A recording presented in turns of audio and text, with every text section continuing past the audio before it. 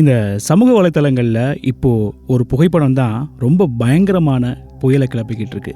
ஆமாங்க, நம்ம முதலமைச்சர் விஜய் மற்றும் நடிகை த்ரிஷா அவங்க இணைந்து எடுத்துக்கொண்ட ஒரு புகைப்படம் தான் இப்போ சோஷியல் மீடியாவில் முழுக்க ஒரு விவாத பொருளாவே மாறி இருக்கு. அது உண்மையான போட்டோவா இல்ல ஏஐ மூலம் கிரியேட் பண்ண போட்டோவா இப்படின்னு சமூக வலைத்தளங்கள்ல பல விஷயங்கள் பேசிக்கிட்டு இருக்காங்க. ஒரு பக்கம் ரசிகர்கள், மறுபக்கம் தொண்டர்கள் என்ன பேசுறதுன்னே தெரியாம ஒரே குழப்பத்துல இருக்காங்க. இன்னொரு பக்கம் விஜய் அவங்களோட குடும்பத்துல, குறிப்பா அவரோட மகன் சஞ்சய், மகள், இவங்க 2 பேரும் சேர்ந்து ஒரு அதிரடியான முடிவை எடுத்திருக்காங்களாம். எங்களுக்கு அப்பா வேணாம், அம்மா மட்டும் போதும் அப்படிங்கிற மாதிரியும் அவங்க ஒதுங்கி போறதுக்கு இந்த போட்டோ தான் காரணமா? இந்த ஒட்டுமொத்த சர்ச்சைக்கு பின்னால இருக்கக்கூடிய அதிர்ச்சியான பின்னணி என்ன? இதை பத்தி தான் இந்த வீடியோவில் ஃபுல்லா தெரிஞ்சுக்க போறோம். ஃபுல்லா இந்த வீடியோ பாருங்க. மறக்காம சக்தி FM யூடியூப் சேனல்ல சப்ஸ்கிரைப் பண்ணி வைங்க.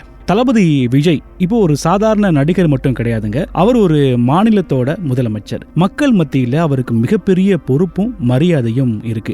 இந்த சூழ்நிலையில த்ரிஷா சோஷியல் மீடியாவில் வெளியிட்ட அந்த போட்டோ அதனால சமூக வலைதளங்கள்ல பல பேருக்கு பயங்கரமான கோபத்தை ஏற்படுத்தியிருக்கு. தளபதி விஜயை பத்தி சமூக வலைதளங்கள்ல பல விஷயங்கள் பேசப்பட்டாலும் அவருக்கு சப்போர்ட் பண்ணி பேச முடியாம அவரோட ரசிகர்களும் கட்சி தொண்டர்களும் இப்போ மிகப்பெரிய குழப்பத்துல இருக்காங்க. ஏன்னா அவங்களாலையும் இந்த விஷயத்தை ஏத்துக்க முடியல, அதே சமயம் தங்களோட தலைவரையும் விட்டு கொடுக்க முடியல. இப்படி ஒரு குழப்பமான நிலையில விஜயினுடைய ரசிகர்களும் சரி, தொண்டர்களும் சரி இருந்துகிட்டு இருக்காங்க. ரொம்ப கஷ்டப்பட்டுக்கிட்டு இருக்காங்க அப்படின்னு கூட சொல்லலாம். இந்த விஷயங்கள்லாம் தாண்டி இந்த விவகாரத்தை உன்னிப்பா கவனிக்கிறவங்க என்ன சொல்றாங்கன்னா, இதுக்கு முழுக்க த்ரிஷா அவங்க தாங்க காரணம் அப்படின்னு சொல்றாங்க. த்ரிஷா தான் விஜய் அவர்களை விடாம தொடர்ந்து தொல்லை பண்ணிக்கிட்டே இருக்காங்க, குடைச்சல் கொடுத்துக்கிட்டே இருக்காங்க. அதனாலதான் இந்த மாதிரி பொது வழியில சர்ச்சையான விஷயங்கள் நடக்குது அப்படின்னு ஒரு தரப்பினர் குற்றச்சாட்டை முன்வைக்கிறாங்க. அதாவது இதுக்கும் விஜய்க்கும் எந்த சம்பந்தமும் கிடையாது, முழுக்க காரணம் த்ரிஷா மட்டும்தான் அப்படின்னு சமூக வலைதளங்கள்ல ஒரு பக்கம் ஒரு சாரார் பேசிக்கிட்டு இருக்காங்க.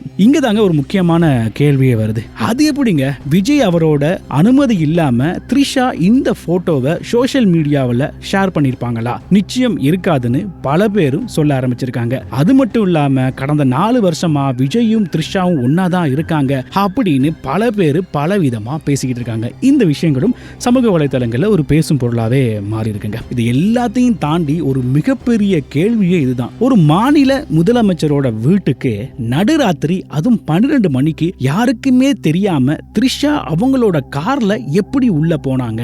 அவங்க எப்படி முதலமைச்சரை சந்திச்சு விஷ் பண்ணாங்க? அப்படி என்ன த்ரிஷாவுக்கு மட்டும் அந்த இடத்துல அவ்வளவு முக்கியத்துவம் கொடுக்க வேண்டிய அவசியம் என்ன இருக்கு அப்படின்னு பல பேர் பலவிதமா பேச ஆரம்பிச்சிருக்காங்க.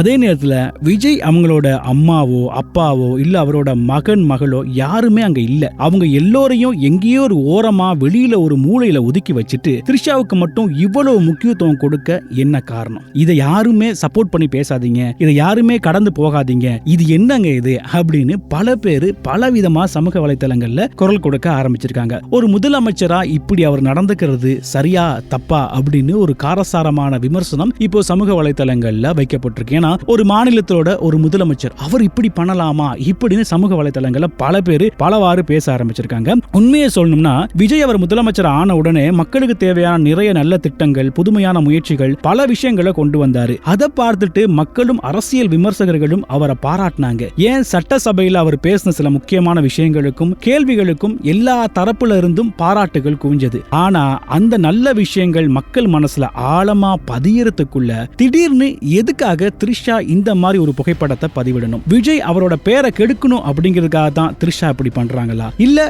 விஜய் சொல்லி தான் இதை பண்ணாங்களா? யாரா இருந்தாலும் இவ்வளவு கஷ்டப்பட்டு முதலமைச்சர் இடத்துக்கு வந்த ஒருத்தரோட பேரை யாருமே கெடுக்க நினைக்க மாட்டாங்க. ஒருவேளை இது அவங்களோட தனிப்பட்ட விஷயமா இருந்தா அதை தனிப்பட்ட விஷயங்களாவே வச்சுக்கலாமே.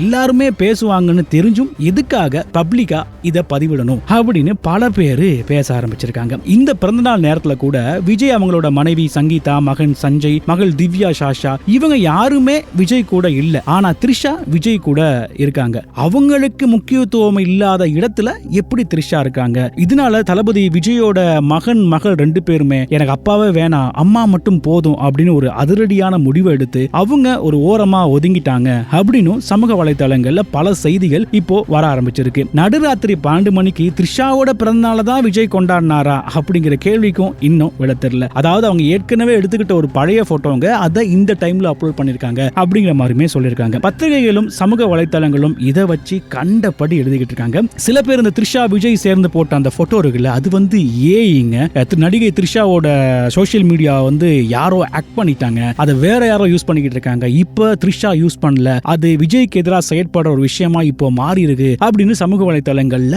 இப்படியும் பேச ஆரம்பிச்சிருக்காங்க. இந்த ஒட்டுமொத்த பிரச்சனைக்கும் வதந்திகளுக்கும் முற்றுப்புள்ளி வைக்கணும்னா அது முதலமைச்சர் விஜய் அவர்களால் மட்டும்தான் முடியும். அவர் வாய் திறந்து ஒரு விளக்கம் கொடுத்தா மட்டும்தான் இந்த சர்ச்சை அடங்கும். இதை பத்தி நீங்க என்ன நினைக்கிறீங்க அப்படிங்கறத உங்களோட கருத்துக்களை கமெண்ட்ல சொல்லுங்க. இந்த வீடியோ பிடிச்சிருந்தா லைக் பண்ணுங்க, கமெண்ட் பண்ணுங்க, மறக்காம சக்தி FM யூடியூப் சேனலை சப்ஸ்கிரைப் பண்ணி வைங்க.